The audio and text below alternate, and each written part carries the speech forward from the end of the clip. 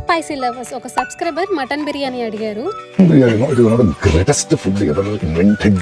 Half KG clean చేసుకున్న mutton లో అల్లం వెల్లుల్లి పేస్ట్, పసుపు, కారం, ఉప్పు, ధనియా పౌడర్, జీరా పౌడర్, గరం మసాలా, బిర్యానీ మసాలా వేసుకోవాలి. ఇప్పుడు 4-5 లవంగాలు, ఒక పెద్ద చెక్క, బిర్యానీ ఆకు, 3-4 యాలకులు వేసుకోవాలి.